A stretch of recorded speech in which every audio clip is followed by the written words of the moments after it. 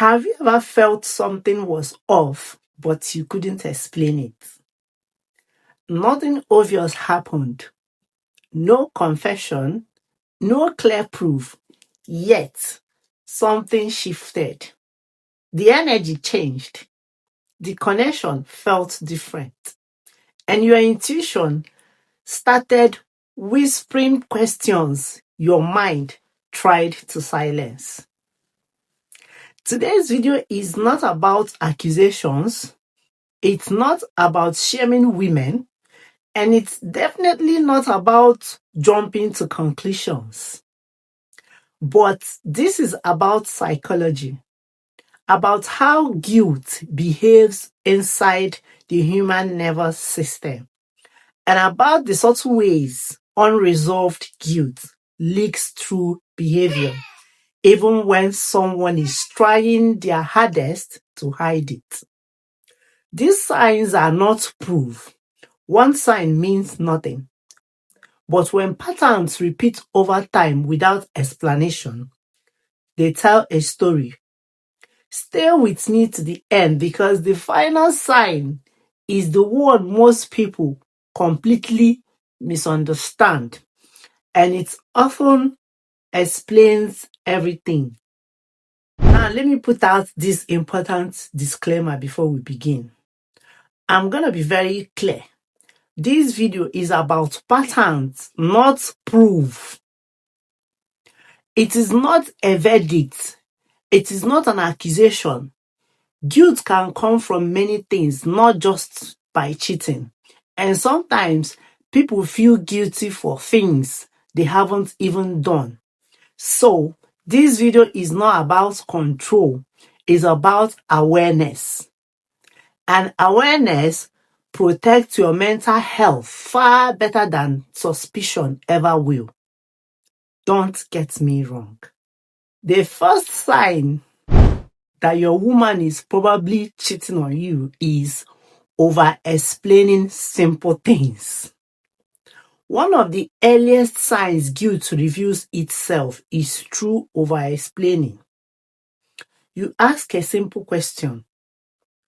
Where were you last night? How was your day? Who was that? And instead of a calm, natural answer, you get a long episode of explanation, extra details, unnecessary timelines, emotional justifications you didn't ask for.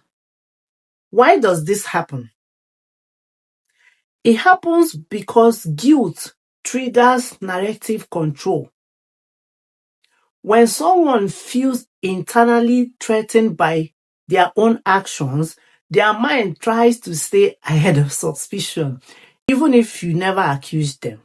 So they talk more, they explain more, they fill silence with words. Not because you demanded it, but because guilt hates silence. Try your best to always pay attention, not just to what is said, but how much effort goes into saying it.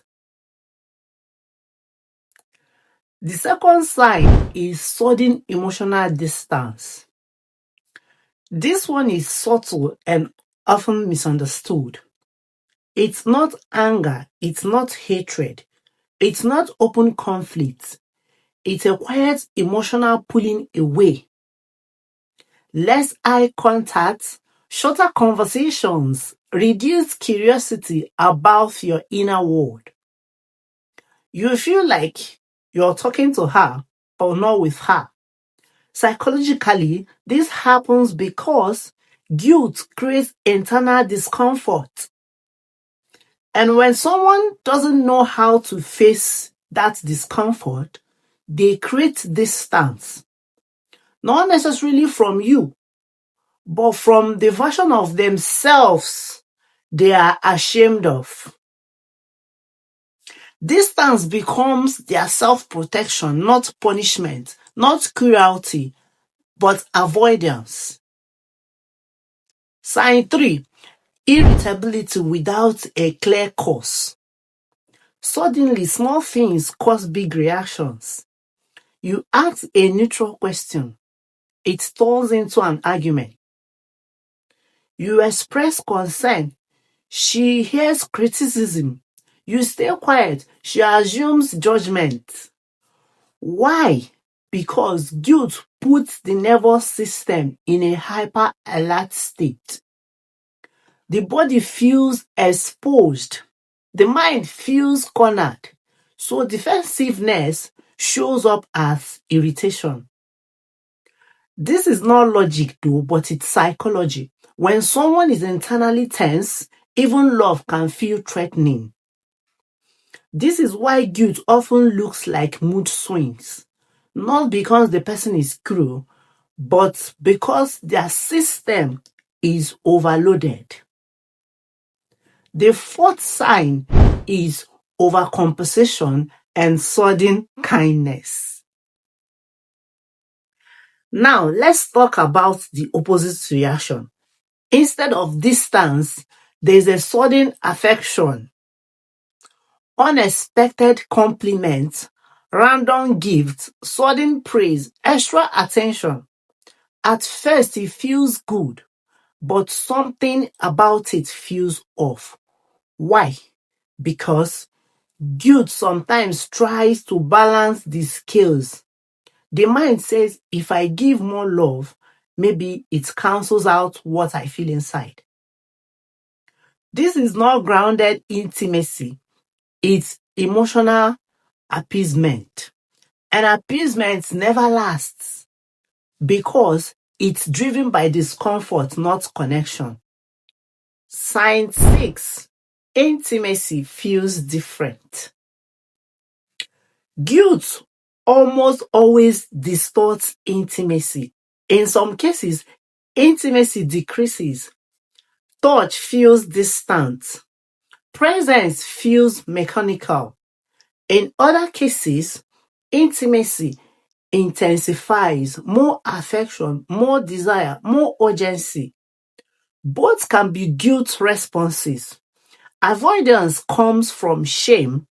Overintensity comes from compensation. The key question isn't how much intimacy exists, it's how present it feels. Because guilt creates performance, not connection. You are trying so hard to prove something. Sign 7.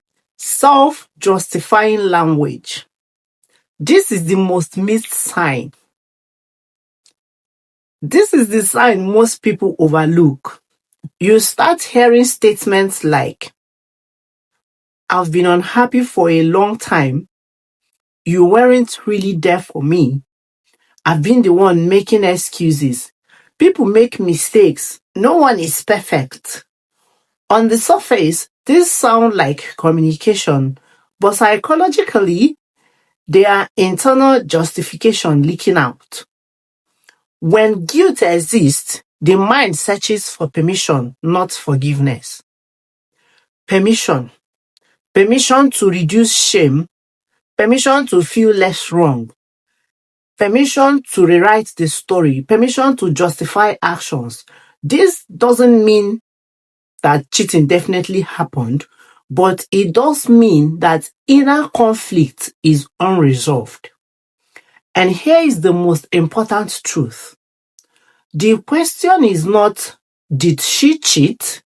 The real question is honesty, emotional safety, and accountability still alive in this connection?